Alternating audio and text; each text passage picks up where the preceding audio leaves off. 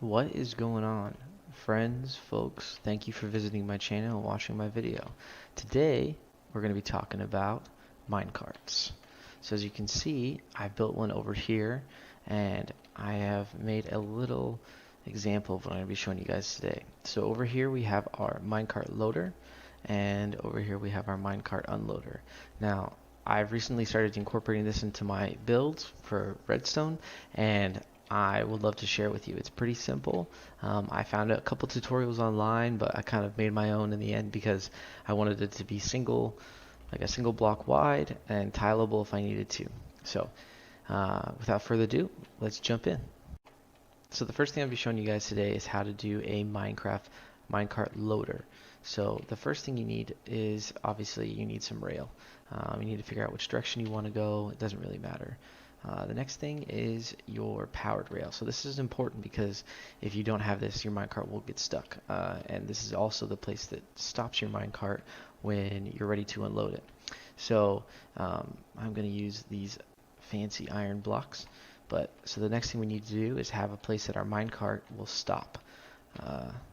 And since there's nothing to load into it, there's no signal coming out of it, obviously our minecart will stay.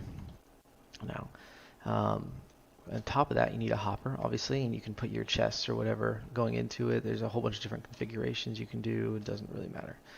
But the one thing that you do need for sure is a hopper right here. The next thing we need is our redstone comparator. And we need it to put a signal to this block, which drops the signal down to, drops a signal to this torch, which then goes here and right into the back of our block. This will, if there's nothing in the hopper, make a signal so that the minecart will automatically hit the block and go away. So it's just as simple as that, folks. Literally, this is it. The block in here creates a signal here, which turns off this torch, which then turns off this whole thing, making the minecart go dead. So we can test it out real quick. I'll put some rails down and you can see it in action. So you have your world here, and you want to, let's say, just do that for ease of time. You want your minecart to go pick it up. Alright, it has picked up all 7 items and has launched away. So it's just as simple as that.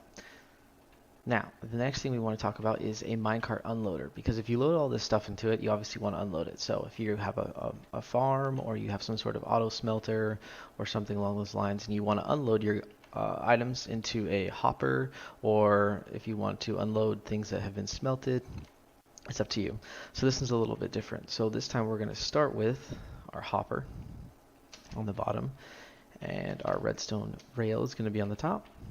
Alright, so our minecart unloader. So first thing we're going to do is start with a hopper on the bottom and a rail on the top.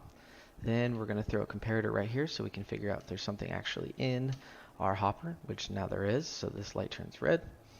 And from there we're going to have a block here, and a block here, and a block there. So this will turn off this torch, which will then take the signal away from this repeater that goes into this block. So once our minecart comes and grabs everything out, or unloads, once everything unloads out of here into a chest, the minecart will be able to go away. And you'll see it should take only, we don't have all day, do we? Boom. Now everything's been unloaded from the minecart, and the minecart continue on its path. So if we want to see the full thing in action, we can do, let's do 16, just like that. Loads everything in, drops everything off, and once everything's been dropped off, it will shoot away.